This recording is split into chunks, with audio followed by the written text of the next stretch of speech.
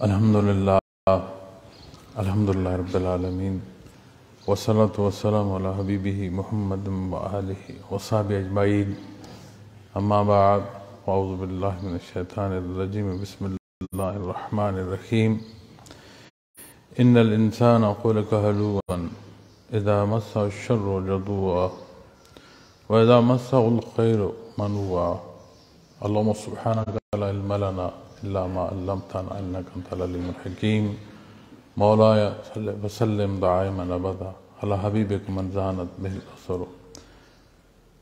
احباب گرامی محترم سامعین کرام، السلام علیکم ورحمۃ اللہ وبرکاتہ۔ اللہ کریم کا احسان ہے کہ اللہ جل شانہ نے اس ماہانہ اجتماع کی حاضری ہمیں عطا فرمائی۔ اس کے حضور دعا گو ہوں کہ اللہ پاک یہ مل بیٹھنا اسے شرف قبولیت عطا فرمائے، اور الحمدللہ آج ہمارے ساتھ ہمارے ساتھی جو بنگلہ دیش سے ہیں وہ دارالعرفان ڈھاکہ میں ان کا بھی اجتماع ہے۔ اللہ کریم آپ سب کا بھی جمع ہونا قبول فرمائے۔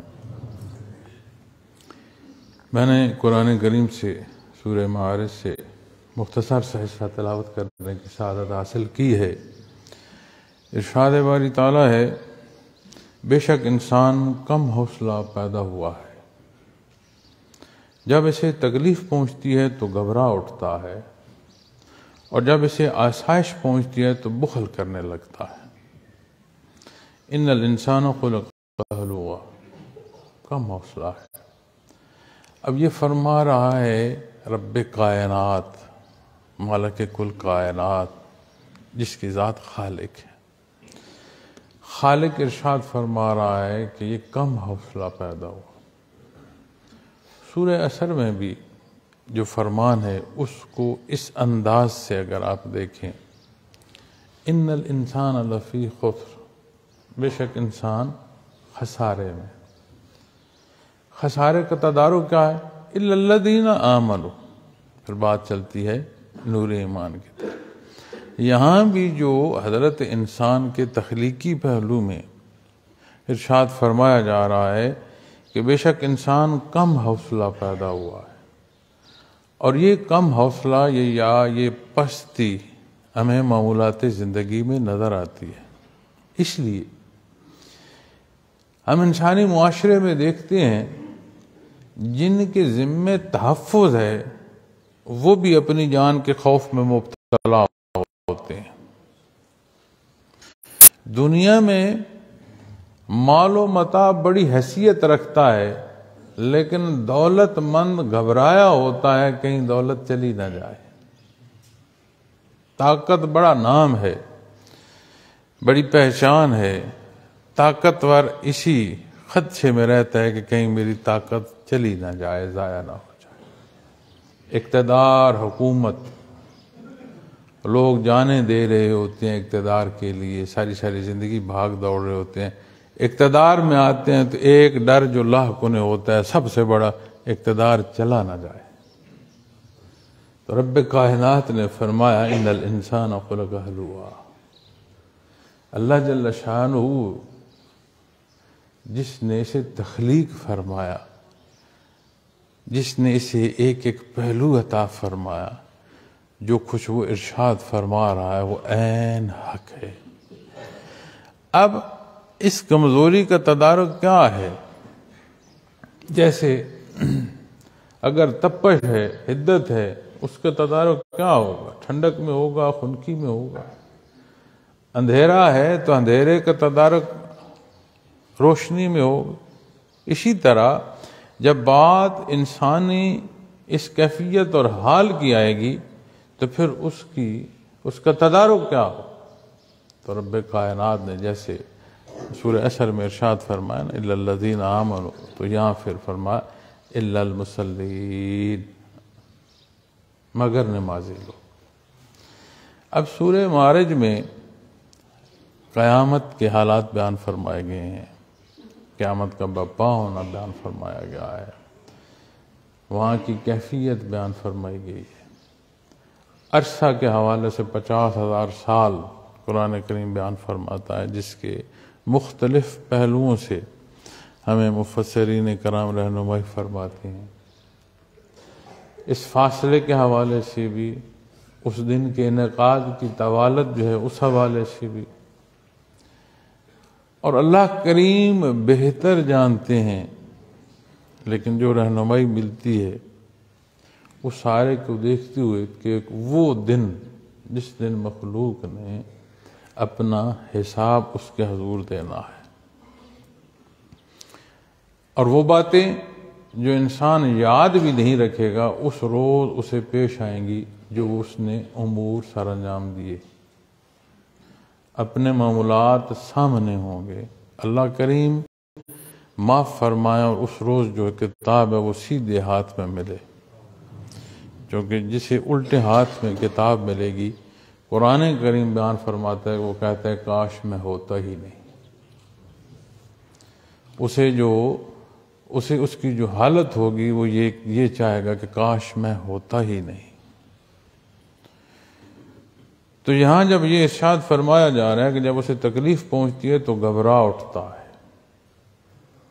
تو جو تکلیف پہنچنے کے سبب ہیں، تکلیف سے دوری کے لیے ان غلط سبب کو چھوڑ کر اعلیٰ اسباب کی ضرورت ہوتی ہے۔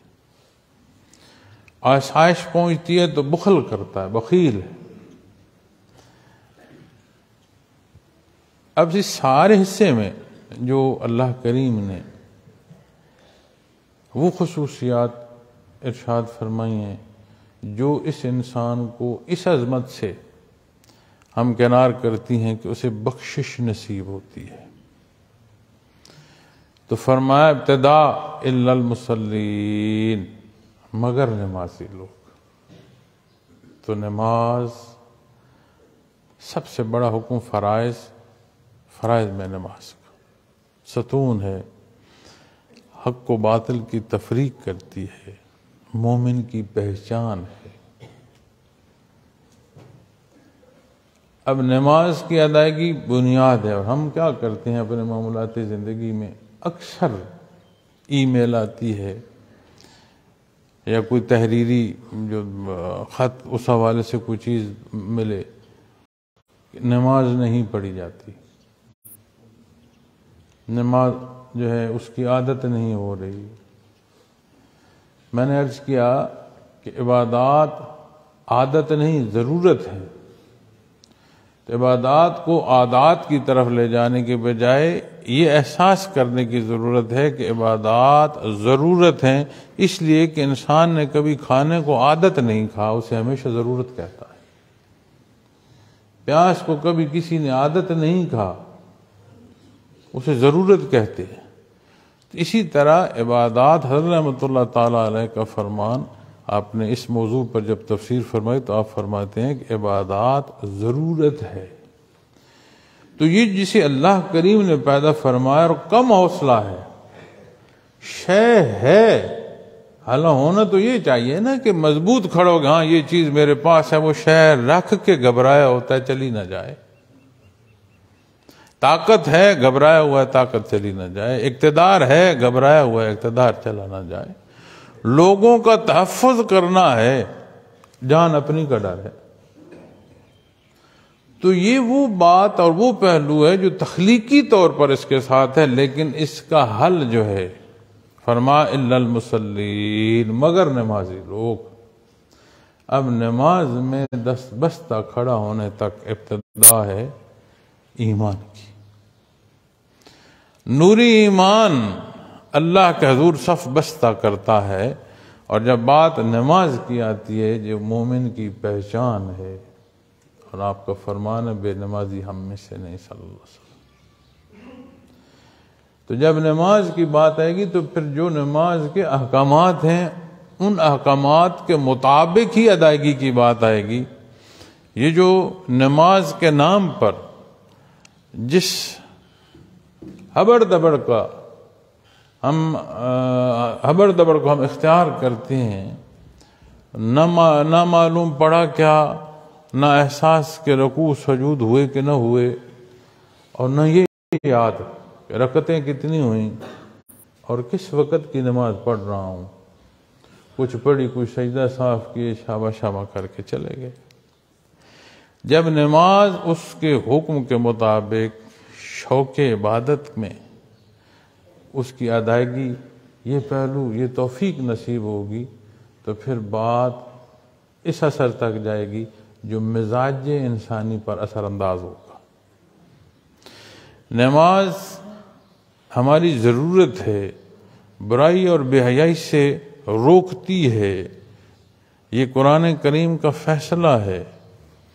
اور پہلا حصہ جو قرآن کریم یہاں خصوصیات بیان فرما رہا ہے، اس میں پہلا حصہ جو ارشاد فرمایا جا رہا ہے وہ فرمایا الا المصلین، مگر نمازی لوگ۔ نمازی لوگ، نمازی کسے کہیں گے؟ جس نے نماز ادا کی۔ ادا کون سی نماز ہوگی؟ جو حکم کے مطابق ہوگی۔ اپنا سبب پورا کرنا ہے، اس کی جو شان ہے وہ اتنی بلند ہے کہ یہ کیفیت پھر دوسری طرف بدلتی ہے۔ پہلے اسے اپنی ذات کی ہے، پھر بات ذات باری کی طرف چلی جاتی ہے، پھر اس کا جو احساس ہے وہ احساس اتنا نکھرتا ہے کہ وہ سجدہ ریز ہو کر بھی کانپ رہا ہوتا ہے کہ میرا سجدہ اس کے لائق نہیں۔ تو کیفیت کی درجے کی بدل گئی۔ کہاں ذات میں پھنسا ہے، کہاں ذات کا احساس ہی نہیں رہا، ساری بات ذات باری تعالیٰ کی ہوگی۔ ضرورت کیا ہے؟ الا المصلین، نمازیوں نے۔ نمازی کیسے ہوگا؟ جو نماز ادا کرے گا۔ تو جب نماز کی ادائیگی کی بات آئے گی تو کیا ادائیگی کے اصولوں کی ضرورت نہیں ہوگی؟ انہیں جاننے کی، انہیں سمجھنے کی، انہیں اختیار کرنے کی ضرورت نہیں ہوگی؟ تو اہتمام نماز کا جو ہے، جتنا حکم لازم ہے اتنا اہتمام بھی اسی حکم کے تحت آتا ہے۔ پانی ڈھونڈنا فرض نہیں ہے، فرض نماز کی ادائیگی میں پانی ڈھونڈنا بھی اسی حکم میں داخل ہو جاتا ہے کہ پانی ڈھونڈنا کوئی فرض نہیں ہے۔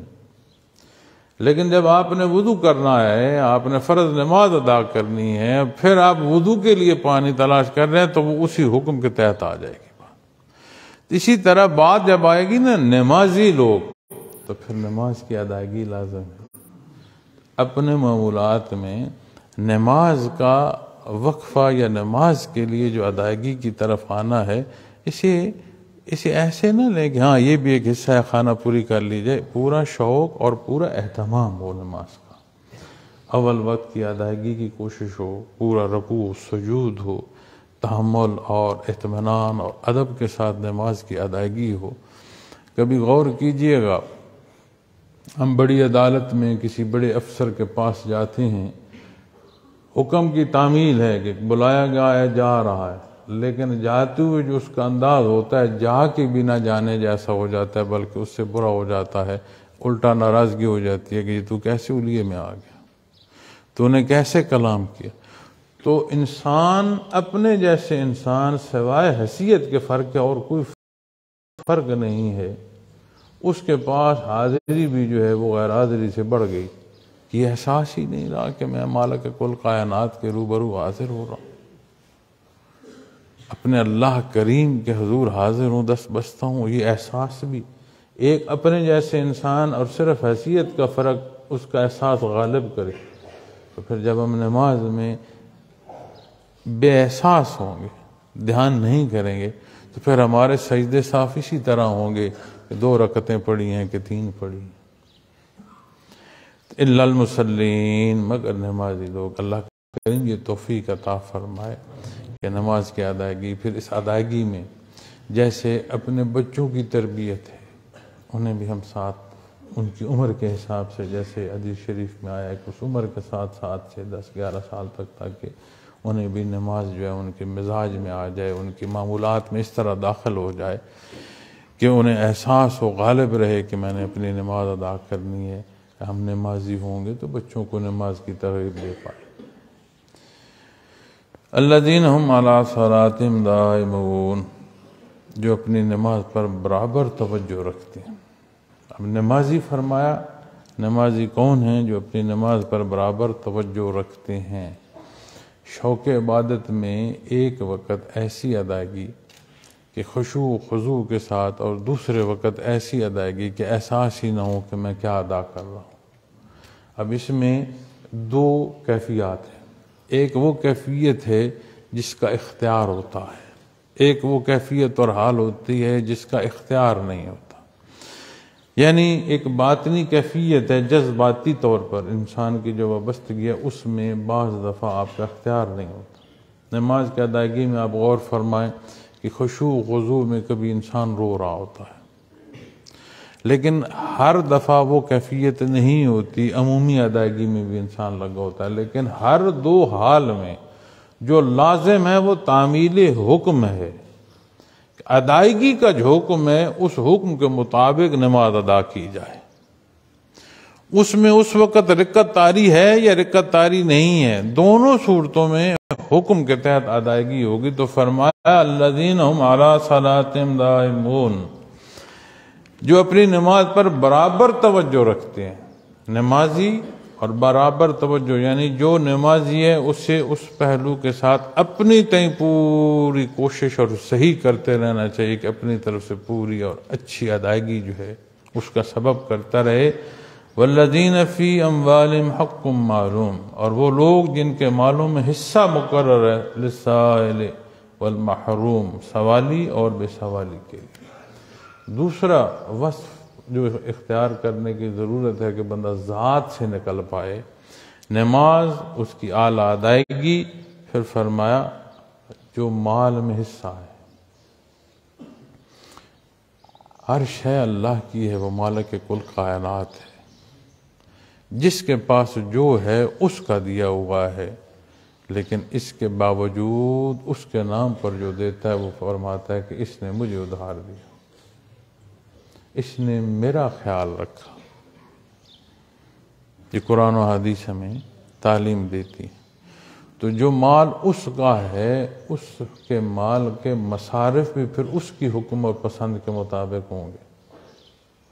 تو اللہ جل شانہ نے سوالی اور بے سوالی کے حوالے سے دونوں پہلو، کہ جہاں مال میں زکوٰۃ کے حوالے سے جس کا نفاذ ہے وہ بھی اس حکم میں داخل ہو گیا، اور صدقات کے حوالے سے بھی، اور سوالی کے حوالے سے حدیث شریف میں آتا ہے کہ کوئی بلا سفید گھوڑے پر بھی آ کر سوال کرتا ہے تو جو اس کے سوال میں کیا جا سکتا ہے وہ کیا جائے۔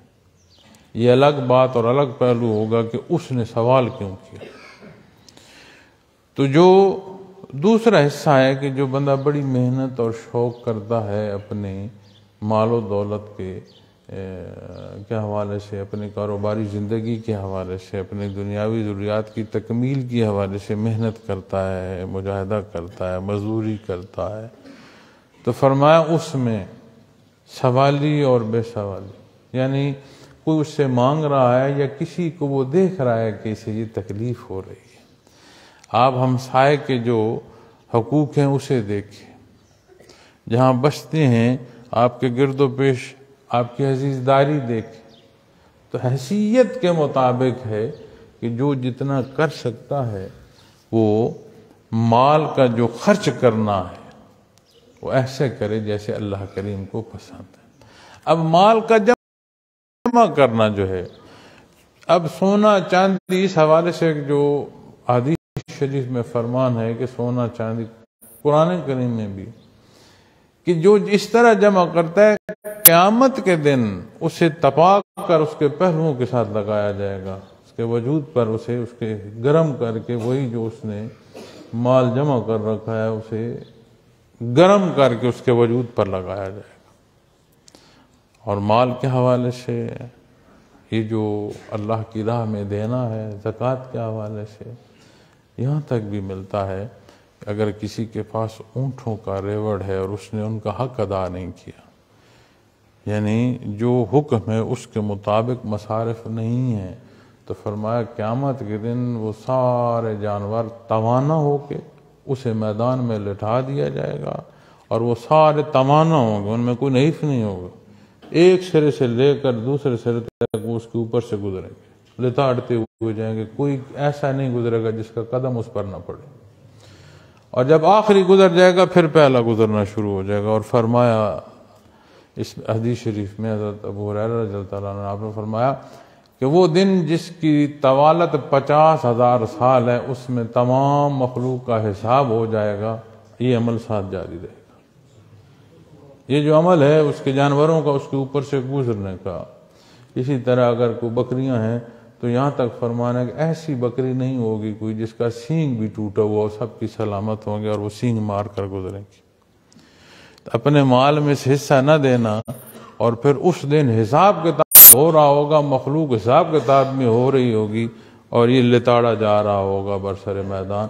اور فرمایا اس دن جس کی طوالت 50,000 سال ہے، تب تک یہ عمل جاری رہے گا جب تک مخلوق کا حساب مکمل نہیں ہو جاتا، پھر اسے اس کا راہ دکھا دیا جائے گا کہ تو نے کس طرف جانا ہے۔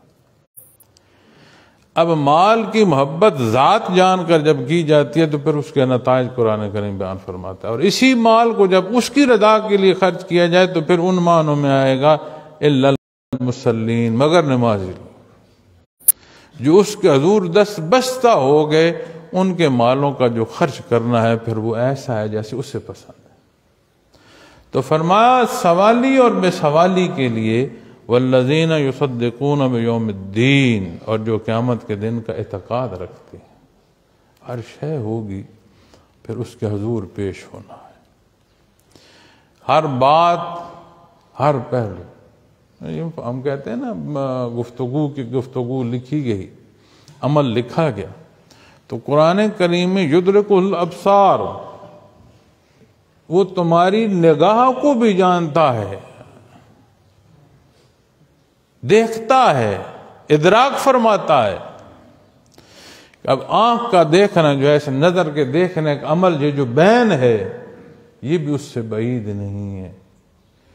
تو اس کے حضور جب پیش ہونا ہے تو پھر اس باریکی تک سوچو تو صحیح، کہاں، کب، کیا نظر اٹھی، کیا سوچا، وہاں اس عمل کا حساب اس کے حضور جب دینا ہوگا تو بات تو بڑی نازک ہو جاتی ہے۔ اور وہ ایسا غفور الرحیم ہے کہ حدیث شریف میں آتا ہے کہ ایک بندے کا حساب ہو رہا ہوگا اور اسے اللہ کریم ایسے رحمت سے ڈھانپ کر ایسے اس کا حساب ہو رہا ہوگا، اور اسے بتایا جا رہا ہوگا کہ یہ عمل بھی تو نے کیا ہے، یہ زیادتی بھی تو نے کی ہے، مانتا جا رہا ہوگا یا اللہ کیا ہے، یہ برائی بھی کی ہے یا اللہ یہ بھی کیا ہے، یہ غلطی بھی کی ہے، یہ غلطی بھی کی ہے۔ آخر وہ محسوس کرے گا کہ آج بچ نہیں سکتا، مجھے دوزخ کا حکم ہو جائے گا۔ جب وہ یقین پر پہنچ جائے گا کہ بچ نہیں سکتا تو فرمایا جائے گا تیرا دنیا میں بھی میں نے بھرم رکھا ہے، پردہ رکھا ہے، جا تجھے بخشتا ہوں، آج بھی تیرا بھرم رکھتا ہوں۔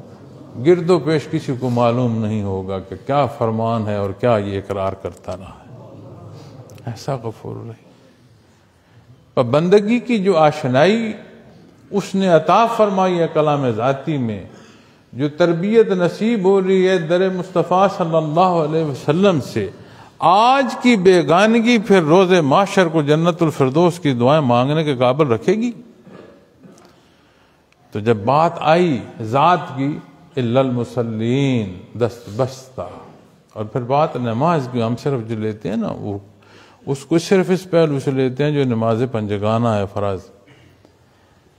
تو ترام رکن سجدہ، کیا مطلب ہوا؟ اے مخاطب تو جب دیکھ وہ رکوع سجود میں ہیں تو پھر نماز کو جب عبادت کے معنوں میں لیں گے تو ہر عمل جو اس کے حکم کے مطابق ہوگا وہ رکوع سجود شمار ہوگا۔ الا المصلین، تو قیامت کے دن کا اعتقاد مزاج انسانی ہے کہ اسے جزا و سزا کا احساس حدود و قیود میں لے آتا ہے۔ کہیں احساس نہ ہو کہ کوئی جزا و سزا ہے، وہاں پھر یہ اپنی مرضی کرتا ہے، اور جب اسے احساس ہو کہ میرے اعمال کا مواخذہ ہوگا، جزا و سزا ہوگی، پھر یہ حدود و قیود میں رہتا ہے۔ آپ اپنے اپنے علاقوں میں دیکھ لیں، اپنی اپنی سڑکوں کے نظم و ضبط میں دیکھ لیں، جہاں قوانین ہیں ان کا نفاذ ہے، ہم مخلوق کے اعمال اور طرح کے ہیں۔ جہاں قوانین ہیں اور اطلاق نہیں ہے یا قوانین نہیں ہیں، کوئی بھی کمزوری کا پہلو ہے، وہاں مخلوق کے مزاج اور عادات اور طرح کی ہیں۔ پوری دنیا میں آپ دیکھ لیں، یہ مثالیں آپ کو اپنے معاشروں میں نظر آئیں گی۔ تو جسے روز محشر اور یہ ایمان بالغیب ہے، آخرت کا ایمان جو ہے ایمان بالغیب ہے۔ اور جسے نماز نصیب ہوتی ہے اسے اللہ کریم وہ کیفیت اور حال عطا فرماتے ہیں کہ کھڑا تو وہ یہاں ہے، دیکھ تو اپنے سجدے کو رہا ہے، لیکن نظر اس کی اپنے ان اعمال کے طول پر پہنچ جاتی ہے جو اس کے حضور جا پیش ہونے ہیں۔ والذین یصدقون بیوم الدین، اور دینی حکم جو ہے جہاں کوئی حکم اپنے اندر تکمیل رکھتا ہے وہاں دوسرے پہلو کی استعداد پیدا فرما دیتا ہے۔ جیسے آپ کسی کو لطیفہ قلب کراتے ہیں یا لطیفہ قلب کوئی کرتا ہے یا لطیفہ قلب کوئی سیکھتا ہے، یہ ایک عمل ہوا، لیکن لطیفہ قلب کا حصول لطیفہ روح کے قابل کر دیتا ہے۔ اسی طرح جب اللہ کے حضور دست بستہ کھڑا ہونے کی توفیق ہے تو پھر وہ واپس جو شرائطی ایمان ہیں انہیں اور مضبوط کرتی ہیں، چونکہ ایمان کی مضبوطی عبادات پر پہنچاتی ہے۔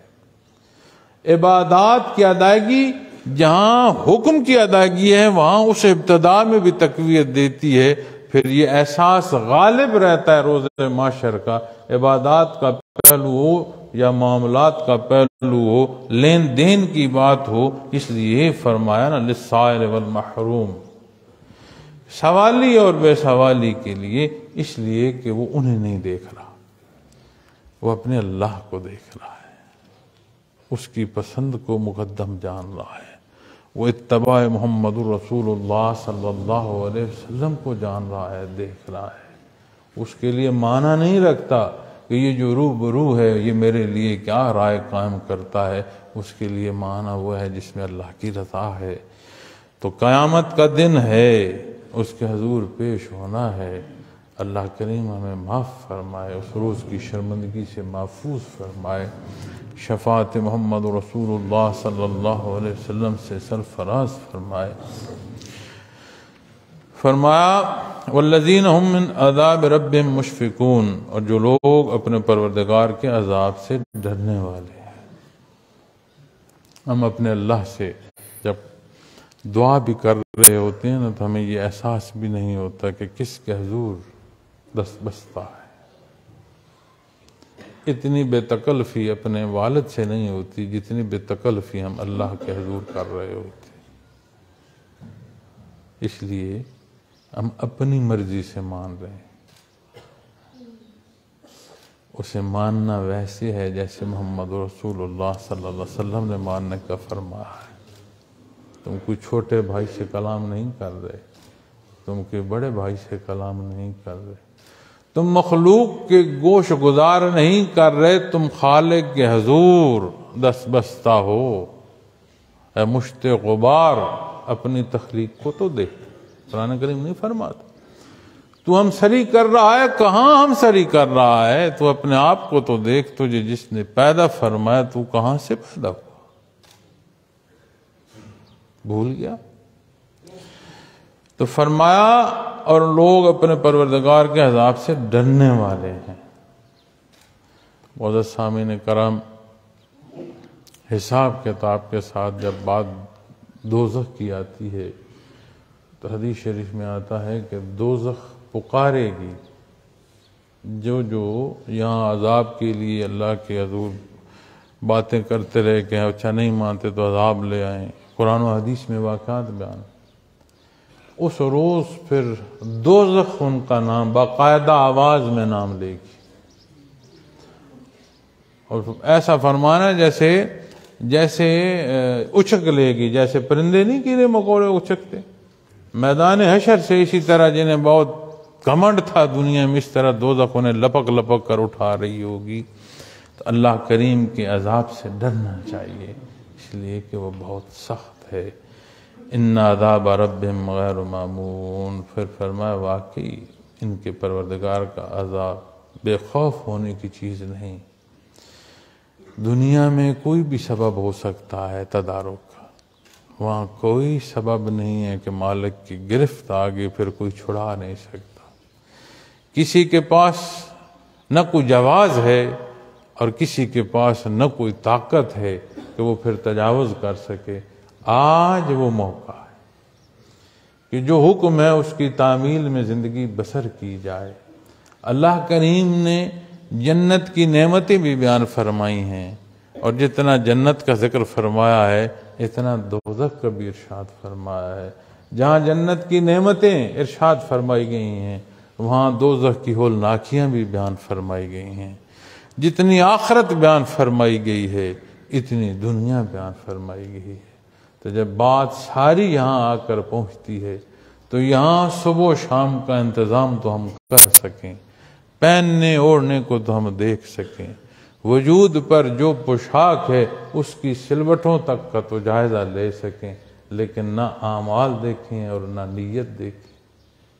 الا المصلین، آپ غور فرماتے آئیے گا اس کے دست بستہ حاضر ہونا کس درجے کے ادراک تک پہنچا رہا ہے، اور کتنی لازم اور ضروری ہے کہ نماز کی ادائیگی اور پورے اہتمام سے کی جائے۔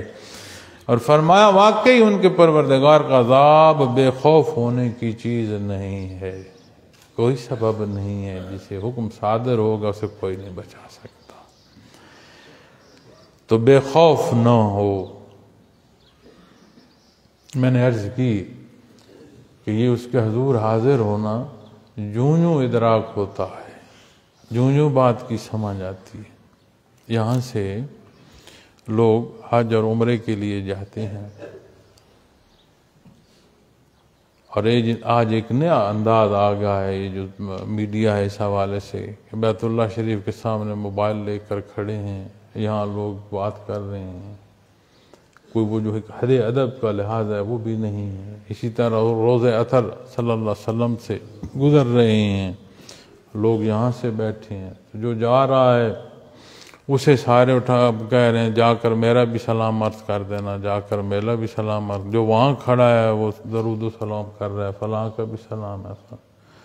محترم سامعین کرام، یہ شناسائی نصیب ہو، یہ آشنائی نصیب ہو، یہ رشتہ امتی کا نصیب ہو، جوں جوں سمجھ آتی ہے جوں جوں زبان گنگ ہو جاتی ہے، جوں جوں سمجھ آتی ہے جوں جوں یہ چاشنی محسوس ہوتی ہے زبانیں گنگ ہو جاتی ہیں۔ لیکن نہ جاننا پھر بات رواجات کی طرف لے جاتی ہے، احساس سلامت نہیں رہتے، پھر ہماری گفتگو اتنے تجاوز میں پہنچ جاتی ہے ہم بھول جاتے ہیں کہ جس بات پر بحث کر رہا ہوں، جھگڑ رہا ہوں، یہ کتنا نازک موضوع ہے۔ تو فرمایا واقعی ان کے پروردگار کا عذاب بے خوف ہونے کی چیز نہیں۔ والذین هم لفروجهم حافظون الا على ازواجهم او ما ملكت ایمانهم فانهم غیر ملومین۔ فرمایا اور جو اپنی شرمگاہوں کو محفوظ رکھنے والے ہیں مگر اپنی بیویوں یا اپنی کنیزوں کے ساتھ تو ان پر کوئی الزام نہیں۔ فمن ابتغى وراء ذلك فاولئک هم العادون، پھر جو اس کے علاوہ طلبگار ہو تو ایسے لوگ حد سے نکلنے والے ہیں۔ اب بات حیا کی آ گئی، کردار کی آ گئی۔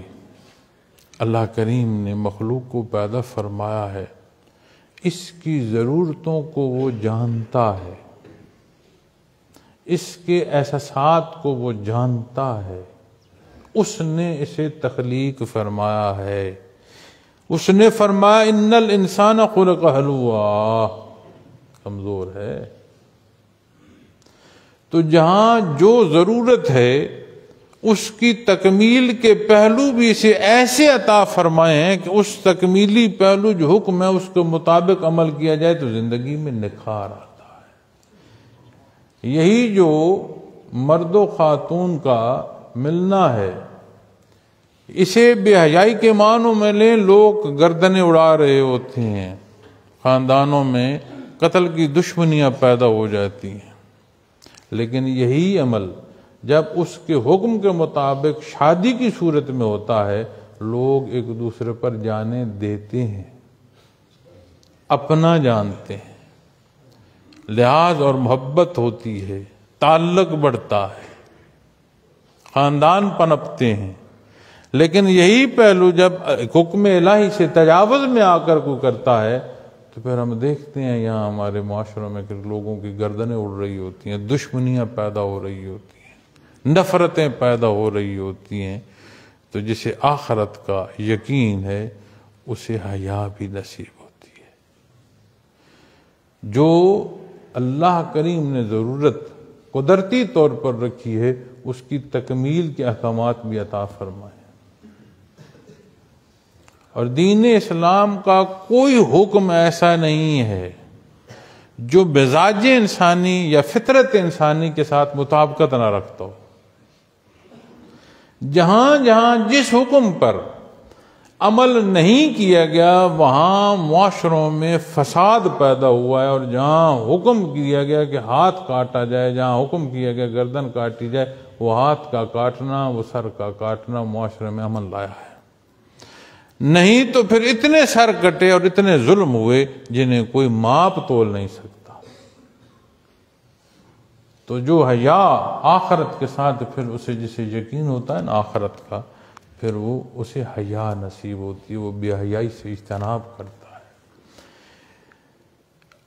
قرآن کریم میں نماز ان الصلاۃ تنہی عن الفحشاء والمنکر، برائی بے حیائی دونوں پہلو، وہ بات جو سوچی جا سکتی ہیں، وہ بات جو کی جا سکتی ہے، دونوں پہلوؤں سے نماز کی ادائیگی جو ہے اس سے، اس عمل سے حفاظت نصیب ہوتی ہے۔ الا المصلین، تو بات جہاں حکم ہے، جہاں اجازت ہے وہاں کی آئے گی۔ اور جب بات آتی ہے اس حوالے سے، کنیز کے حوالے سے، غلام کے حوالے سے، تو دین اسلام میں ہمارا نہ جاننا، یہ ہم معذرت خانہ جو ہے مسلمان ہیں کہ معذرت چاہتا ہوں میں مسلمان ہوں، ہمارے ان اعمال نے ہمیں یہاں پہنچایا ہے جہاں آج، وگرنہ کسی حکم کو اٹھا، آج اس وقت آپ دیکھ لو، آج اس وقت دنیا میں جہاں کسی کی فوج داخل ہو رہی ہے وہاں جو بچوں اور خواتین کے ساتھ ہو رہا ہے اسے آج دیکھ لو۔ تو پھر اسلام میں تو غلام وہ ہوئے جو سامنے تلوار اٹھا کر آئے، عین میدان کارزار میں بھی جس نے تلوار گرا دی اس پر بھی یہ حکم نہیں آتا۔ تو تب جو حالات لوگوں کے تھے اس میں مخلوق کو اس طرح سہولت نصیب ہوئی، جسے آج ہم بھاگتے ہیں کہ جہاں کنیز کی یا غلام کی بات کی تو کیا ہو۔ تاریخ اٹھاؤ تمہیں تاریخ سعادت دے گی، دینی احکامات سمجھو تمہیں سمجھ آئے کہ میں نے عمل کیا کرنا ہے۔ اور عہد فاروقی، آپ رضی اللہ تعالیٰ عنہ کے عہد تک تقریباً یہ معاملے ختم ہو چکے تھے، چونکہ اسلام ہر معاملے میں یہ جو غلام ہے اسے آزادی کا حکم دے رہا ہوتا، معافی مانگنی ہے، فلاں غلطی ہو ایک گردن آزاد کر دو، کسی حوالے سے کوئی بات کرنی ہے، کوئی کمی بیشی ہوگی ایک گردن آزاد کر، ترغیب ہے۔ لیکن جو اسلامی احکامات ہیں اس میں انسانیت کی بقا ہے۔ عین حالت جنگ میں آپ سبزہ جو ہے اسے نقصان نہیں پہنچا سکتے، پانی کو نقصان نہیں پہنچا سکتے، غیر مسلم کی عبادتگاہ کو نقصان نہیں پہنچا سکتے، جو مقابل نہیں ہے آپ اسے نقصان نہیں پہنچا سکتے۔ عین طاقت ہوتے ہوئے آپ کے درمیان رہتے ہوئے اپنی مرضی سے کسی مذہب پر کوئی قائم ہے آپ اسے نہیں ہلا سکتے، اس کی حفاظت کے ذمہ دار بھی۔ تو کوئی حکم ایسا نہیں ہے جس پر معذرت کی جائے۔ ہاں ایک بات شرمندگی کی ہے جو ہمارے اپنے رویے ہیں، جو ہمارے اپنے اعمال ہیں، جو اپنی بے دینیاں ہیں، جو اتنی رغبت بھی نہیں کہ دینی احکام کو ہم جانیں۔ ضرورت کا دین جاننا، ہر ایک کے لیے عالم بننا فرض نہیں ہے، عالم فاضل ہو ہر ایک، لیکن اس کے لیے لازم ہے کہ جو اس کے لیے حکم ہے اسے جانتا ہو۔ آباد دنیا کے لیے، اے بی سی کے لیے کتنے دھکے کھاتے ہیں، اور یقین مانیں دنیا کا میں سفر کرتا ہوں، بے شمار لوگوں سے ملاقات ہوتی ہے، کثیر تعداد میرے تجربے میں سے ایسی گزری ہے کہ جو علوم دنیا کے لیے ہم نے اولاد کھو دی، اولاد کی محنت ہم نے کی کہ اسے تعلیم دلائی جائے، لیکن اس اے بی سی یا آبا تا کے لیے ہم نے اولاد کو اتنا دور کر دیا کہ واپس رشتے جو ہیں وہ مخدوش ہو گئے، اپنی آنکھوں سے دیکھ کے، اور روتے چہرے، ٹپکتے آنسو والدین کے خود دیکھے، ان کی آہیں اور سسکیاں دیکھی ہیں، کس لیے کہ بڑا علم حاصل ہو جائے۔ دنیا کا علم اسلام منع نہیں کرتا، علم کی تکمیل میں یہ دنیا کا علم حاصل ہے، لیکن جو دینی علوم سے برغبتی ہے جب وہ اختیار کی جائے تو پھر جسے کہتے ہیں نا ان نیچرل، یہ پھر مزاج انسانی کے مطابقت نہیں رکھتا، پھر اسے ایک ایسے راستے پر ڈال دیتا ہے جس میں اس کی ذات رہ جاتی ہے۔ اس لیے ضروری ہے کہ جب قیامت کا حساب ہوگا، اس کے عذاب کا خوف ہوگا، تو پھر انسان حدود میں رہے گا، وہ اپنی حد میں رہے گا، اور جب بات اس حیا کی طرف آئے گی تو خاوند کے، بیوی کے حقوق و فرائض، وہاں کا تجاوز جو ہے وہ بھی معاشرے پر اثر انداز کرتا ہے۔ تو جب ہم سارے اپنے حصے کے جو حقوق و فرائض ہیں انہیں پورا کریں گے تو حقوق کی تکمیل ہوتی رہے گی۔ تو جسے اللہ کے عذاب سے ڈر لگتا ہے نا، اسے پھر حیا جو ہے آتی ہے، اور یہ حیا صرف اس موضوع سے نہیں، ہر معاملے میں پھر وہ حیا کرتا ہے۔ فرمایا وَمَنِ ابْتَغَىٰ وَرَاءَ ذَلِكَ فَأُولَٰئِكَ هُمُ الْعَادُونَ۔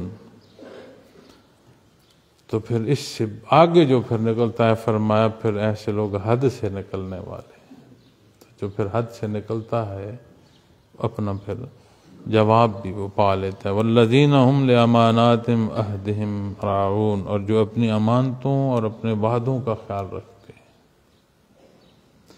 جو اپنی امانتوں اور اپنے وعدوں کا خیال رکھتے ہیں۔ حدیث شریف میں آتا ہے کہ تخلیقی طور پر، پیدائشی طور پر ہر پیدا ہونے والا انسان، اس کے قلب میں نور ایمان کی اہلیت ہوتی ہے۔ تو سب سے پہلے تو جو بات جس امانت داری کی جائے گی کہ جسے لے کر انسان پیدا ہو رہا ہے، جو نور ایمان، جو امانت اللہ نے اسے عطا فرمائی تخلیقی طور پر، پہلی بات تو اس کی حفاظت کی آ جائے گی۔ لیکن یہ جو مزاج ہے نا امانت داری، امانت داری کیا ہے؟ کسی کی امانت کا صحیح لوٹانا، کسی کی امانت کا حفاظت کرنا۔ تو یہ جو روز معاملات لین دین کے ہوتے ہیں، یہ جو ہمارے نوکری مزدوری کی طے کرنے والے معاملات ہوتے ہیں، کوئی کسی کو پیسے دیتا ہے افزانے میں، کوئی اس کے لیے مزدوری کرتا ہے، تو وہ جو لین دین ہے اسے آپ کیا کہیں گے؟ تو جب بات امانت داری کی آئے گی، جسے حیا نصیب ہوگی وہ پھر امانت دار بھی ہوگا، یہ وصف اسے نصیب ہوگا اور اس کے اندر پیدا ہونا شروع ہو جائے گا۔ تو یہ وصف اللہ کریم بتا رہے ہیں کہ امانت دار ہونا۔ بات نور ایمان سے لے کر ایک دوسرے کے لین دین تک آ جائے، ہمارے رویوں تک آ جائے، ہمارے اعمال تک آ جائے۔ امانت دار وہ ہونا وہ وصف ہے جو انسانی مزاج میں ٹھہراؤ پیدا کرتا ہے، اسے حوصلہ دیتا ہے۔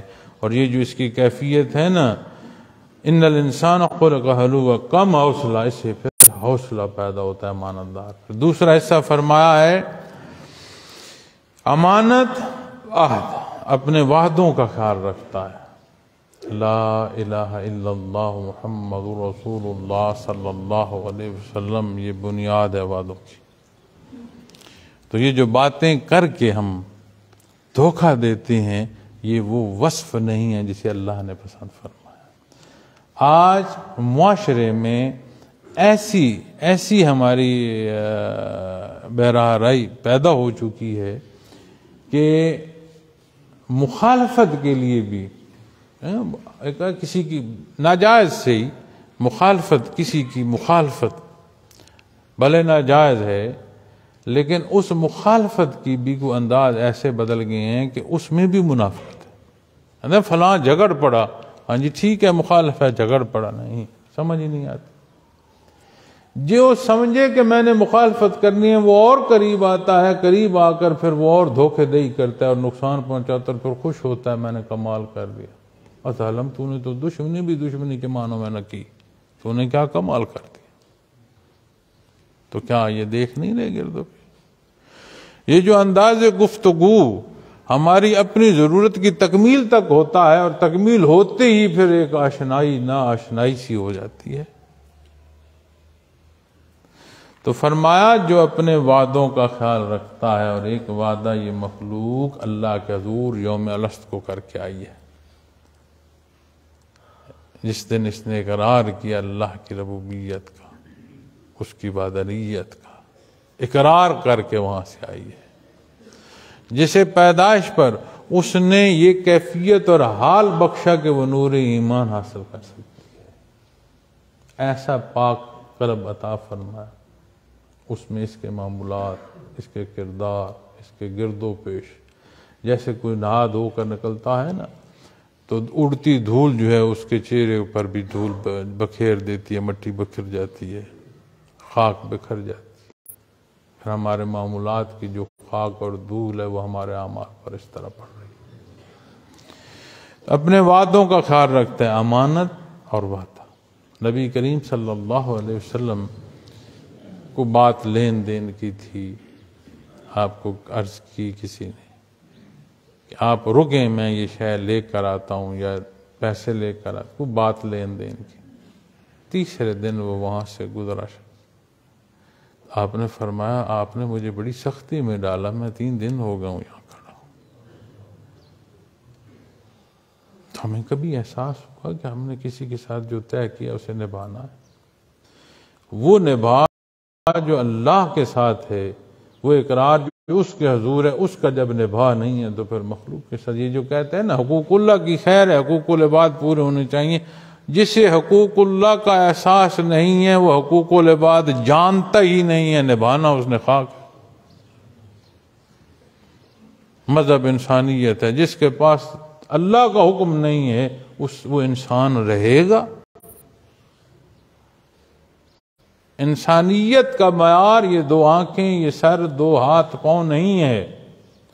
انسانیت کا معیار وہ وہار ہے جو وہ اختیار کرتا ہے، وگرنہ اس وجود میں بدترین جانور ہوتے ہیں۔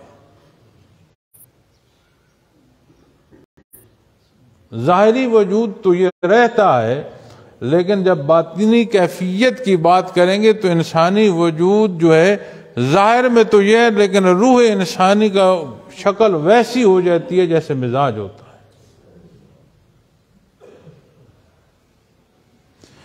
تو فرمایا وہ اپنی امانتوں اور وعدوں کا خیال رکھتا ہے، رکھنے والے ہیں۔ والذین ہم بشہاداتہم قائمون، اور جو اپنی گواہیوں کو ٹھیک ٹھیک ادا کرتے ہیں۔ آج میں نے گواہی دی، کل مجھے کوئی دھڑکا لگا کہ میرا نقصان ہوا، میں بدل گیا، نہیں۔ عمل جب اللہ کی ذات کو دیکھ کر کیا جائے گا، اس کی رضا کے لیے کیا جائے گا، تو مخلوق کی حیثیت ثانوی ہوگی، عمل جو ہے وہ مضبوط ہوگا، اس پر بندہ قائم رہے گا۔ تو فرمایا جو اپنی گواہیوں کو ٹھیک ٹھیک ادا کرتے ہیں، والذین ہم علی صلاتہم یحافظون، جو اپنی نمازوں کی پابندی کرتے ہیں۔ پھر وصف جو ہے نماز کے حوالے سے ارشاد فرمایا۔ اب ابتدا دیکھیں نماز سے، وصف دیکھیں کہ پہلی بات آئی نماز کی، دوسری بات آئی انفاق کی، مال کے خرچ کرنے کی، پھر بات قیامت کی آئی، پھر فرمایا اللہ کے عذاب سے ڈرنا، خوف خدا، پھر حیا، کہ بے حیائی کے کاموں سے بچا جائے، حیا، پھر فرمایا امانت اور وعدہ، کہ امانت دار ہو، امانت دار ہی وعدہ بھی وفا کرے گا نا، تو ورنہ تو یہ مثال ہے نا وہ وعدہ ہی کیا جو وفا ہو گیا۔ اور عجیب بات ہے، ہم اس پر بڑے لہلہا رہے ہوتے ہیں کہ بڑا کمال ہم نے کیا غلطی کر کے۔ اور شہادت، یہ ترتیب قرآن کریم میں، آپ اسے مطالعہ کیجئے گا، سورہ معارج میں ہے، بہت بڑی صورت نہیں ہے، اس کی ابتدا حالات اور اس دن کی سختیوں میں قرآن کریم نے یہ فرمایا ہے، فرمایا یبصرونہم یود المجرم لو یفتدی من عذاب یومئذ ببنیہ وصاحباتہ واخیہ وفصیلاتہ التی تؤویہ ومن فی الارض جمیعا ثم ینجی۔ فرمایا ایک دوسرے کو سامنے دیکھ رہے ہوں گے گناہگار لوگ، خواہش کرے گا کہ کسی طرح اس دن کے عذاب کے بدلے میں سب کچھ دے دے، وہ بنی بیٹے، وہ صاحبات بیوی، وہ آخی بھائی، اور اپنا خاندان جس میں وہ رہتا تھا، ومن فی الارض جمیعا، اور جتنے لوگ زمین میں سارے بھی دے دی جائیں، میں آج بچ جاؤں، ثم ینجی، کوئی صورت ہو میں جس سے بچ جاؤں۔ تو جب آپ یہ سورہ مبارک پڑھیں گے تو پھر جو حصہ میں نے آپ کے سامنے آج بیان کیا ہے، اس حصے میں کہ وہ پہلو جنہیں اختیار کیا جائے، جس کا نتیجہ قرآن کریم بیان فرما رہے ہیں، اولئک فی جنت مکرمون، قرآن کریم نے فرمایا ایسے لوگ بہشتوں میں عزت سے داخل ہوں گے۔ بہشت میں جانا، جنت میں جانا عزت ہے۔ اللہ کریم فرما رہے ہیں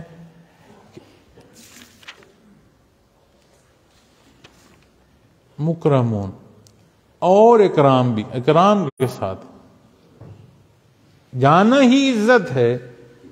تو حدیث شریف میں آتا ہے کہ جب آپ کے حضور یہ بات عرض کی گئی کہ یا رسول اللہ صلی اللہ علیہ وسلم، تو 50,000 سال کا دن تو بڑی طوالت ہے، کیا بنے گا؟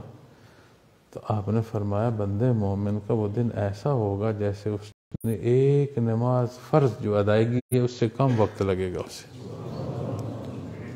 فرض نماز کی ادائیگی کا جو وقت ہے اس سے کم وقت میں اس سے وہ 50,000 سال کا دن گزر جائے گا۔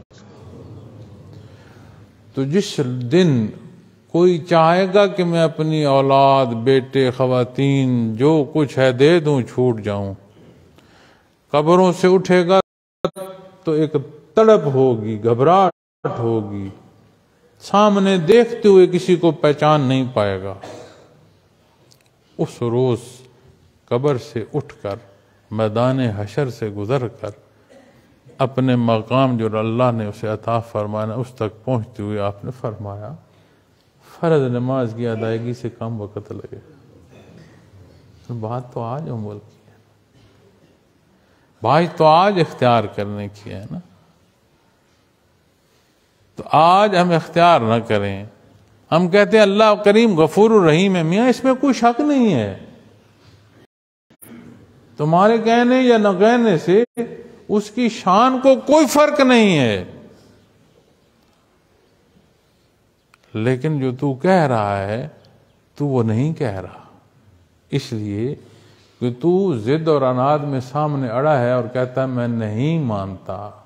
اگر ایسا نہیں ہے تو اس نے، غفور الرحیم نے آگ پیدا کی ہے، اس آگ میں ہاتھ ڈال اور کہہ وہ غفور الرحیم ہے، یہ آگ نہیں جلائے گی۔ آگ میں ہاتھ ڈالنے کے لیے وہ درجہ تو اس ایمان کی طرف چاہیے نا جو حضرت ابراہیم علیہ السلام کی نسبت ہے۔ تو جب بات ایمان کی آئے گی تو وہ نصیب ہو تو پھر آگ نہیں جلائے گی۔ تو جب رواجی پہلو میں ڈالتے ہو تو وہ معاف فرمانے والا ہے، تو جو حکم اس نے دیا اسے اختیار نہ کرنا اور پھر جواز میں یہ کہنا بجائے خود سزا کا سب مستحق نہیں ٹھہرائے گا۔ تو جو حکم ہے اس کے مطابق عمل کرنا۔ اب دودھ پیتا ہے کوئی اور دعا کرے یا اللہ مجھے شفا عطا فرما، بات سمجھ آتی۔ کوئی زہر کھائے اور کہے میری شفا ہو، تو بات حکم کے مطابقت نہیں رکھتی۔ یہ جو ہم کہتے ہیں نا وہ غفور الرحیم معاف فرمانا، اس میں کوئی شک ہے بھائی، ہمارے کہنے کی بھی کوئی ضرورت نہیں، نہ وہ محتاج ہے، وہ بے نیاز ہے۔ یہ کہتے ہو تو اس حکم کے مطابق عمل کرتے ہو یا جواز دے رہے ہو اپنے نہ ماننے کو؟ جب جواز دے رہے ہو کہ اپنے نہ ماننے کو، تو یہ جو نہ ماننے کے لیے یہ جواز دے رہے ہو، اس کا جواب کیا دو گے؟ تو وہ ایسا غفور الرحیم ہے، وہ بخش بھی رہا ہے، مکرمون عزت سے داخل ہوں گے۔ اب یہ اوصاف ہیں معزز سامعین کرام، پھر اس سے اگلا حصہ تھوڑا سا ہے، اسے دیکھیے گا، ترجمہ پڑھیے گا۔ اور یہ جو اکرم التراجم ہے، یہ اللہ کا بڑا احسان ہے، اللہ جل شانہ حضرت رحمۃ اللہ علیہ کے درجات بلند فرمائے، بڑا سہل ہے، اور ربط جو ہے وہ نہیں ٹوٹتا، ہم جیسے جو کم علم ہے ان کا ربط نہیں ٹوٹتا، وگرنہ تو ہر 7-8 آیات کے بعد آپ کو یا حاشیے والا کو قرآن کریم ہو یا تفسیر سے رجوع کرنا پڑتا ہے، یا کسی سے پوچھنا پڑتا ہے کہ ان آیات کا ربط کیا۔ ہر 7ویں-8ویں آیت کے بعد ربط نہیں رہتا، چونکہ ہمارا اس درجے کا علم جاننا نہیں ہے، زبان سے واقفیت نہیں ہے، علم اس درجے کا نہیں۔ تو یہ بڑا امتیاز ہے اس ترجمے میں، اللہ کا بڑا احسان ہے کہ اس وقت کی زبان جو ہے اس میں جو بولی جا رہی ہے، اور دوسرا کہ جو ربط ایک انداز ہے نا عربی کا بیان ہوتا آ رہا ہے، اسی طرح اردو کا جو ربط اردو میں ٹوٹتا ہے ترجمے کی وجہ سے، عربی میں 7ویں-8ویں آیت پر ربط نہیں ٹوٹتا، چونکہ قرآن کریم تو مربوط ہے۔ ربط ہمارے ترجموں کی وجہ سے، چونکہ بہت وقت ہو گیا جو تراجم کیے گئے، اللہ سب کی محنتیں قبول فرمائے، بہت بڑے بڑے نام ہیں، بڑے بڑے عالم ہیں، لیکن ہر کچھ عرصے کے بعد زبان میں تغیر رہتا ہے، بدلتی رہتی ہے، تو یہ بدلاؤ جو ہے یہ ہمیں دور کر دیتا ہے، سمجھ نہیں رہتی۔ لیکن یہ آج کا فی زمانہ جو بولا جا رہا ہے انداز اردو کا، اس میں ہے اور آسان ہے۔ اللہ کریم یہ سمجھنے کی توفیق عطا فرمائے۔ جو حصے عرض کی ہیں، بڑی تھوڑی سی بات ہے، ابتداء نماز سے ہے، پھر انفاق ہے، پھر قیامت، اللہ کا خوف، حیا، امانت اور وعدہ، شہادتیں، پھر نماز۔ اور یہ جو فرمایا والذین هم علی صلاتہم یحافظون، اپنی نماز کی حفاظت۔ اب اس کی ادائیگی میں بھی غور کرنا کہ اس کی ادائیگی کے حوالے سے اس طرح ہے کہ جب بندہ متوجہ رہتا ہے، نمازی، حدیث شریف میں آتا ہے، تو پھر اسے اللہ کی توجہ نصیب رہتی ہے۔ اب جب بندہ نماز میں بے دھیانہ ہو جاتا ہے تو پھر اللہ کریم بھی اس پر دھیان نہیں فرماتے۔ کتنا نماز میں ہمارا دھیان رہتا ہے، یہ غور فرمائیے گا۔ اور نماز کے دھیان کے لیے اس کا ترجمہ آنا چاہیے، معلوم ہو کہ میں اس کے حضور کیا عرض کر رہا ہوں۔ تو جتنا دھیان آپ کو ہوگا کہ میں اس کے حضور کیا عرض کر رہا ہوں، اتنا آپ کا دھیان قائم رہے گا نماز میں۔ جتنا ہم سجدے کی جگہ کو دیکھیں گے، اتنا گرد و پیش کے حالات سے ہماری آنکھ ہٹے گی، اتنا ادب ملحوظ خاطر رکھا جائے گا۔ اور آخری بات کر کے پھر اجازت لوں گا، وہ یہ ہے کہ نبی کریم صلی اللہ علیہ وسلم کا فرمان ہے کہ بہترین صدقہ جاریہ آپ کی اولاد ہے، بہترین صدقہ جاریہ آپ کی اولاد۔ مجھ سمیت ہم سب کو جہاں یہ احساس کہ اپنی تربیت کے حوالے سے چیزوں کو دیکھنا ہے، اپنے اعمال کے حوالے سے چیزوں کو دیکھنا ہے، اپنے معمولات کے حوالے سے، ذکر اذکار کے حوالے سے، اپنے لطائف مراقبات کے حوالے سے اتنی یہ کوشش ہو کہ میرے پاس تھوڑا ہے یا زیادہ ہے، جیسے وہ میری اولاد کی وراثت ہے، دین میری اولاد میں بطور توارث جائے۔ یہ جو اللہ کی توفیق نصیب ہوئی ہے، کیا یہ میرے اہل خانہ میں بھی جا رہی ہے؟ کیا اس سے آشنا میری اولاد بھی ہے؟ وہ جو ننھے منے ہاتھ ہمارے ہاتھوں میں لیے ڈگمگاتے قدموں سے بچے چل رہے ہوتے ہیں، ایسا انداز رہنا چاہیے تاکہ ان کی تربیت میں بھی یہ باتیں جائیں۔ ایسا نہ ہو کہ کسی گھر سے کوئی ذاکر اٹھے تو پیچھے ذاکر تو کجا منکر نہ ہو جائے گا۔ تو ہم سارا زور ہر طرف لگاتے ہیں، ہماری یہ کوشش نہیں ہوتی، کمزور کوشش ہوتی ہے کہ اہل خانہ کی طرف توجہ دیں، حالانکہ ان کا حق زیادہ ہے۔ اللہ کریم ایک ایک باریکی سمجھنے کی توفیق دے، آسان فرمائے۔ اللہ ہماری حفاظت فرمائے، ہماری اولاد کی حفاظت فرمائے، استقامت فی الدین عطا فرمائے، اس کے نام پر جمع ہونے کی توفیق دی۔ اللہ یہ رون کے صدا سلامت رکھے، اللہ مشائخ اعظام کے درجات بلند فرمائے۔ وآخر دعوانا الحمدللہ رب العالمین۔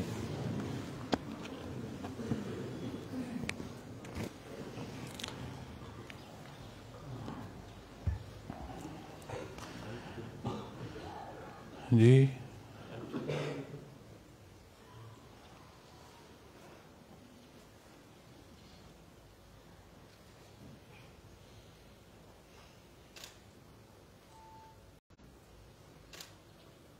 بند دے، اب بند کر دو، یہ چلن دو، یہ نہ بند کرے۔